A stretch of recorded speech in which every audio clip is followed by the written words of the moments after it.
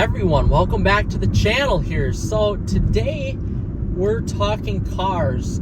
I've been in the market for a new vehicle. Now, used for me, but new for everybody else watching. I have a 2019 Ram 1500, the red one on my channel that I've had for 3 years now, which for me is a long time. And I am ready to sell and get rid of the vehicle.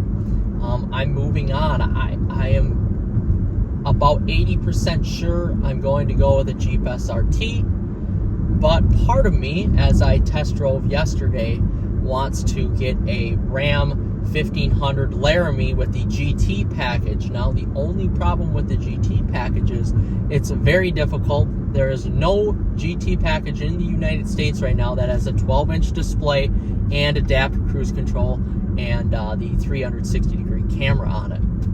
I am looking for that specific model. If I could find one like that, I would probably purchase it.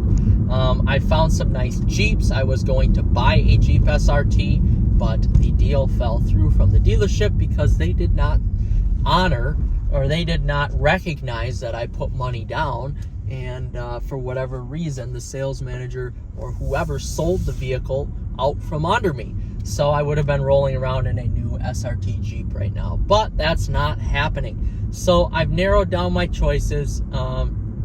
I like both vehicles. I drove the GT Ram. I'll do a little opinionated review here on that shortly. I really liked it a lot, and I have yet to drive an SRT Jeep, but I've been in enough of them that I know that I really like them. So that's where we're at. I'm really trying to figure out what I'm going to do, and we're going to go over some pros and cons here of both of them here when we recap. All right, so guys, like I promised, we're going to go over the pros and cons of what my next vehicle should be. So starting with the Grand Cherokee SRT. Right now, it seems like that would logically be the best choice because I don't drive my truck very much anymore. And if you watch the channel, I've got just a beautiful 2019 Laramie Sport with upgraded rims and tires, upgraded exhaust, upgraded cold air intake on it. It is just gorgeous. Check it out on the channel. So it's got 81,000 miles on it. I'm looking to upgrade. The truck's going to be 6 years old here coming up. I've had it for exactly 3 years, and I'm just looking for something a little more engaging, but at the same time, it is nice to have a truck for work. So starting with the Grand Cherokee. The pros. It's very fast. It's engaging to drive. It's very similar to the Durango RT Tow and Go that we have, in that it is extremely fun to drive, but this just has the SRT 6.4 liter Hemi. So it's very fast, and it can still tow up to 7,200 pounds. And basically for me, as it's not a daily driver anymore because I've got this Chevy Volt, this awesome Chevy Volt. It provides me with an experience that I can still tow, but still can, have the oomph behind it, 5,200 pounds worth, to essentially be safe in the wintertime. Now, it's not a truck when it comes to wintertime performance, but it can still deliver adequate performance that, for me, will work. So, again, pros, luxurious interior. I'm not missing a lot of the creature comforts that my truck has. And again, it's a utility vehicle, so I can do utility stuff with it. Now, cons. It's not a truck. It doesn't have the truck bed. That's going to be the biggest thing. So I don't have the payload. I don't have the towing capacity that the Ram truck has, being 11 or 12,000 pounds. I mean, quite frankly, I haven't even tested that myself. But with that being said, the biggest thing I've ever towed was my skid steer with a buddy's trailer. And that was a lot. And honestly, for a half-ton truck, that's kind of pushing it. So I don't see myself doing that again in the future. Otherwise, the biggest thing I tow is my ski boat, which is probably, with trailer and boat, you're looking at 5,500 pounds. It's pretty huge.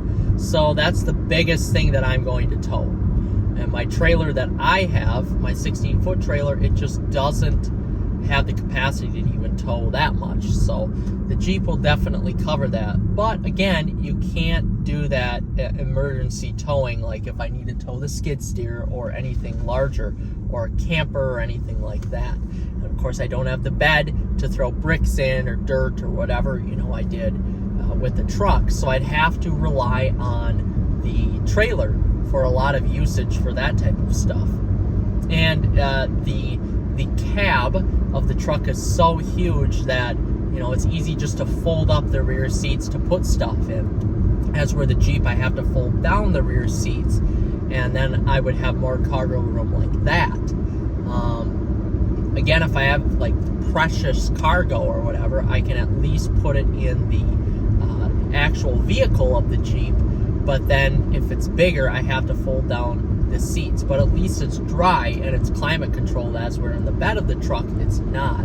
But most of the time I don't put valuables in the bed of the truck anyway.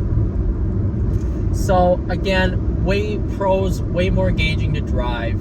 It can tow, but it can't tow a lot.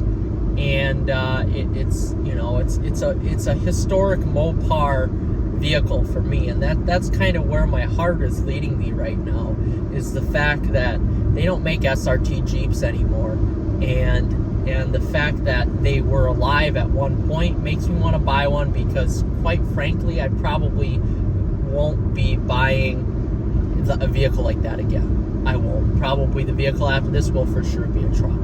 So with that being said, that's what I have to say about the Jeep. Now the Ram truck, the only way I would buy a Ram truck is if I would get a TRX, which I can afford, but I don't want to put that much financial stress on myself for a vehicle. That is just ridiculous. And I wouldn't want to buy one at $65,000 with mediocre-ish, 45 to 50,000 miles on it without a warranty. It just doesn't make sense. So that leads me to the next option, is the GT, which I did have a chance to drive. You can get that either in the Laramie or the Rebel trims. So the GT has the paddle shifters on it. It's got the Mopar cold air intake. It's got the catback Mopar exhaust. I drove it. It's really engaging to drive, but the truck is a truck. So it's you're limited by the weight of the truck and the mass of the truck. But man, that was so much more engaging to drive than my Ram truck, because you can control your gears. It's amazing. That was so much fun to drive. It was loud. It was raucous. It was you had the manual ability of it. It was sweet. It was a sweet ride. I really thoroughly enjoyed it. Again, cons. So pros, it's a truck. I can fit everything in the bed. I've still got 12,000 pounds of towing with it. It's four-wheel drive. You can get through the snow really easy. Rain, snow, ice, doesn't matter. You're always safe. You're always secure. Cons, though, specifically of the Laramie and the Rebel trims, it's tough to get a Laramie or a Rebel loaded as my Laramie is. So off-road package, 360-degree surround view camera, adaptive cruise and lane sense warning, front collision warning, like loaded to the brim. Bed utility group, all that stuff. It's really tough to find a Laramie or a Rebel in that trim. And right now, as it sits on Auto Trader, in the time I'm making this video, I can't find but two, no matter the price, that have the options that I essentially need, which are the big 12-inch screen and the adaptive cruise control, auto parking, and the lane departure warning, and the 360-degree camera. That's the stuff I really want. I don't necessarily need the air suspension. I don't necessarily need the off-road group, although that is nice to have in certain situations. So for me, it's really tough to find a vehicle with those options, no matter the price. And my price is maximum of $50,000 for a vehicle. That's how much I want to spend. And essentially, after a trade, or if I sell my truck, that's how much I'd put down to get a payment similar to where my truck is now. So for me, I'm kind of torn at what to do. Cons of a truck, still not as engaging to drive.